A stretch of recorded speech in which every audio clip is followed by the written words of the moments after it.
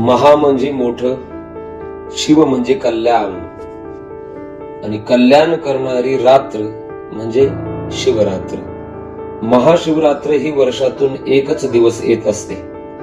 महाशिवरात्र शब्दाचा अर्थ आहे मोठं कल्याण करणारी रात्र. तर महाशिवरात्रीच्या दिवशी आपण शिव महापुराण कथेमध्ये आलेले हे 11 तोडगे जर केले तर जीवनातील सगळ्या समस्या आपल्या दूर होतील. भगवान शंकर नक्की आपल्यावरती कृपा करतील.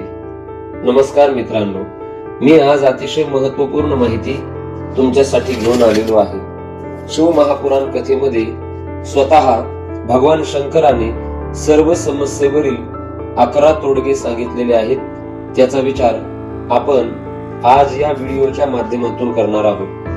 तर अजूनही तुम्ही आमचं चॅनल सबस्क्राईब केलं नसेल तर चॅनल सबस्क्राईब करा, लाईक करा आणि हा महत्वपूर्ण व्हिडिओ शेअर करायला विसरू नका. भगवान शंकर नक्की आपल्यावरती कृपा करतील. तर चला बघूया ते 11 तोडगे कोणते. नंबर 1, कधी तुम्ही खूप कठीण परिस्थितीमध्ये अडकलेले असाल तर त्यावेळेला भगवान शंकराच्या पिंडीवर समोर जी अशोक सुंदरी असते त्या अशोक सुंदरीला रुईचं फूल घेऊन त्याचा स्पर्श करून शिवलिंगावर ते फूल वहावे. कितीही परिस्थिती वाईट असली तरीही त्या परिस्थितीमधून मार्ग हा नक्की मिळतो. नंबर 2, विवाह होत नसेल तर किंवा पत्रिकेमध्ये मंगळ असेल तर त्याने भौम प्रदोष करावा. मंगळवारी जो प्रदेश येतो त्याला भौम प्रदोष असे म्हणतात. विवाहाच्या समस्या या उपायाने नक्की दूर होतील. नंबर 3, कमरेच्या खाली कधीही फाटलेला कपडा घालू नये. त्याने दारिद्र्य सहन करावे लागते. आपल्या घरामध्ये दारिद्र्य फाटलेला कपडा घातल्यानंतर येते. नंबर 4, भगवान शंकर आणि त्या भगवान शंकराला दिवा ओवाळला तर ज्ञानाची प्राप्ती होते.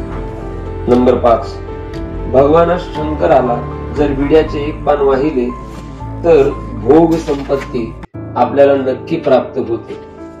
नंबर 6, एक बिल्व पत्राचे झाड लावावे. त्याने काय होतं तर 1 कोटी शिव मंदिर बांधलेल्याचं पुण्य बेलाच्या झाडाला प्रदक्षिणा घातल्यानंतर आपल्याला मिळते आणि ते बिल्व पत्राचं झाड लावल्यानंतर आपल्याला मिळते. ते प्रदक्षिणा घातल्यानंतर विश्वातल्या सगळ्या तीर्थांना प्रदक्षिणा घातलेल्याचं पुण्य आपल्याला मिळतं. म्हणून प्रदक्षिणा घालणं फार महत्वाचं आहे.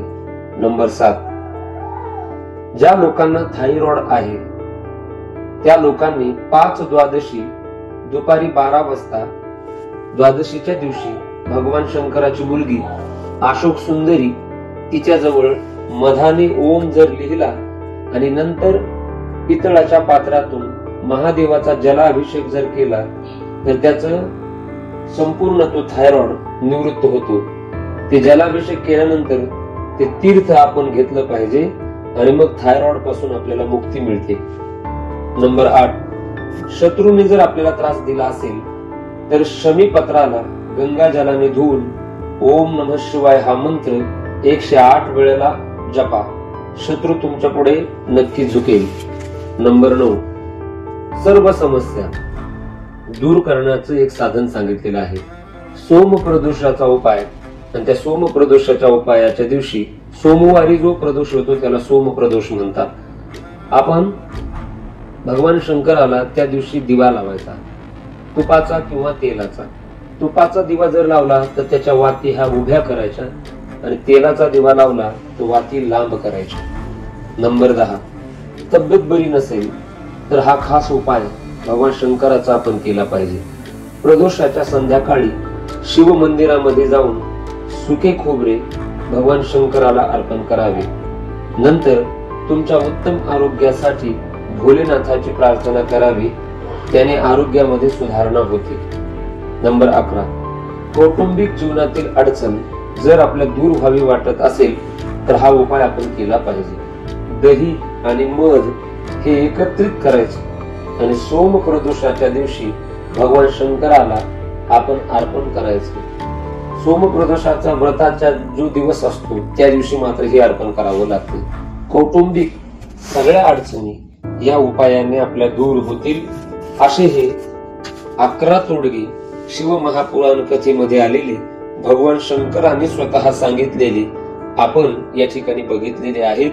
तर महाशिवरात्रीच्या दिवशी भगवान शंकराच्या जवळ जाऊन भगवान भोलेनाथाची प्रार्थना करून जी कुठली समस्या आपल्याला असेल तो उपाय आपण केल्यानंतर नक्कीच आपल्याला लाभ मिळेल.